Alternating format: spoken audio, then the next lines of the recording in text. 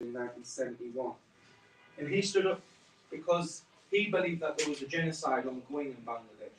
And he and his staff at the US Embassy in Dhaka wrote a strong demand which basically said that there was a genocide being committed and that basically the White House, the Nixon White House, was ignoring it. So Blinken decided to finally honour the memory of Archer Capewood, which I think was a major step for the United States. And not only that, a couple of months later, we had a US congressional resolution which called for the United States and the White House to recognise what happened in 1971.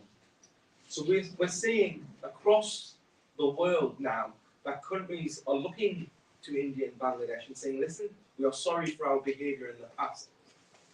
And I think it's good for me, and I feel that it's finally that our work is finally being recognised. That people of Bangladesh too, their justice is finally being recognised on an international level. And also, I would like to focus on 4 themes as we move forward in this campaign. There have been attacks on women. There's been genocide denial. There have been attacks on the Hindu communities in 1971, and there have been mainly attacks on civilians. I think it's important that we focus on these themes to raise awareness for the victims. These features are especially important to how Bangladesh processes the war crimes issue and how it is brought to the international community. So why is it important to recognise the genocide?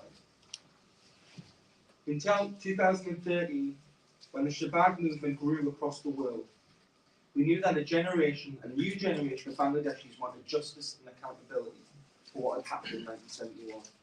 And that it was not just a handful of communists settling old scores. Hundreds of thousands of men, women and children took to the streets of Dhaka, asking for justice for their relatives and friends that had been directly affected by the horrendous actions of the Pakistani army and their proxies. Pakistan continues to flaunt international laws. The lack of accountability for the death squads they created and the systematic brutality of the army and infantry has made the country almost invincible. Bangladesh were one of the first major victims of Pakistan's use of jihadi radicals. That dangerous trend, consolidated in 1971, then became a global horror story. So we must learn from our mistakes too. How can we carry the torch in the spirit of liberation to a new generation? If we don't do anything, we will find that future generations will also be suffering from the impunity that Pakistan enjoys. We've seen people in Kashmir and Afghanistan who are still suffering today because of this lack of accountability. But how can we live in a world where people turn their eyes and ears from crimes against humanity? It's a dagger in the heart of the victims of 1971. Victims of Pakistan's brutality continue to suffer because of the lack of accountability.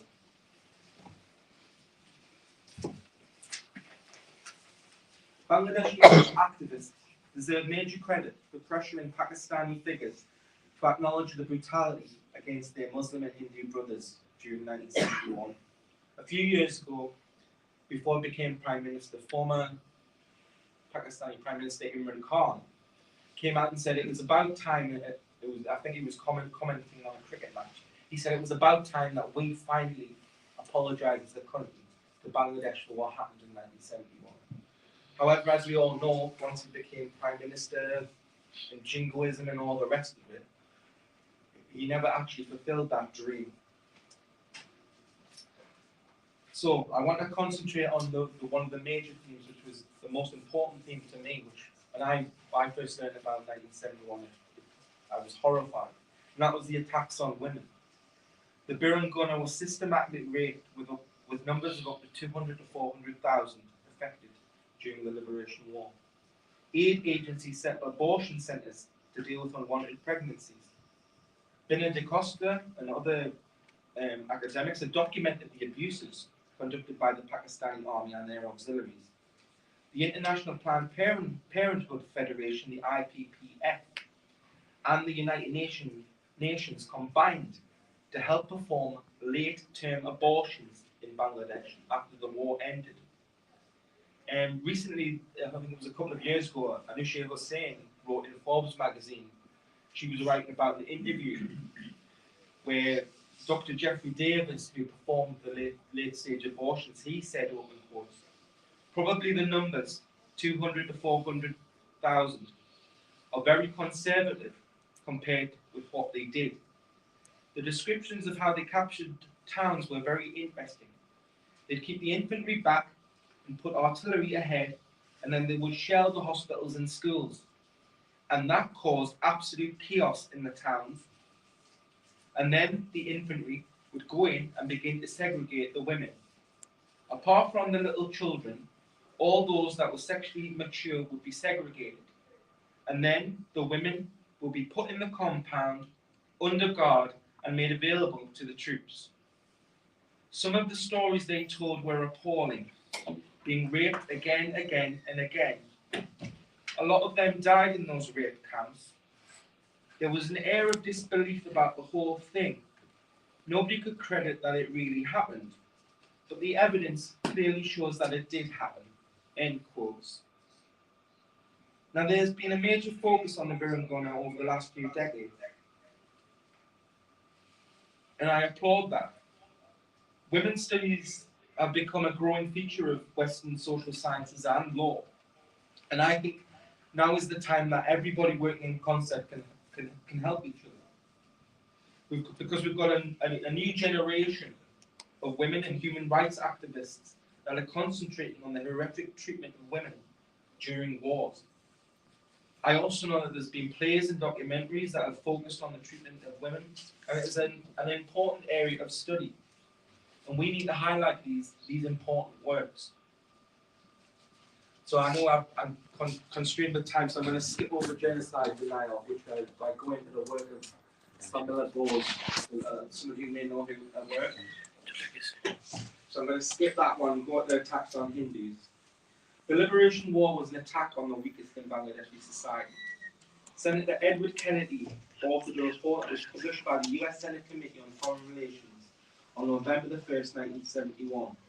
The report read, open quotes, hardest hit had been members of the Hindu community who have been robbed of their lands and shops, systematically slaughtered, and in some places painted with yellow patches marked age. All of this has been officially sanctioned, ordered, and implemented under martial law from Islamabad. End quotes.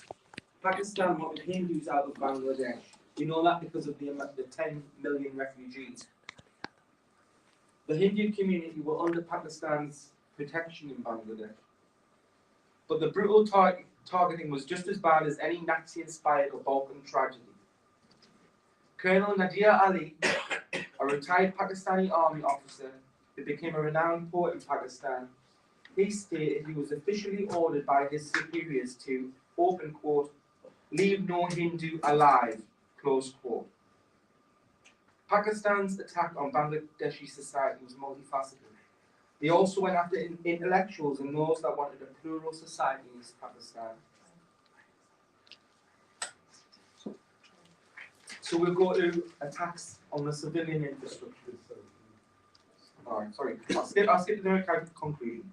How do we keep the torch burning? How do we keep the spirit of 1971 alive? The Shabab movement and the work of campaigners on war crimes issues has been an important step for Bangladesh. We cannot rest on our laurels. The issue of recognition for the genocide of 1971 is very important. We know that this issue has been fought over and sabotaged, but Pakistan basically needs to apologize for this behavior. As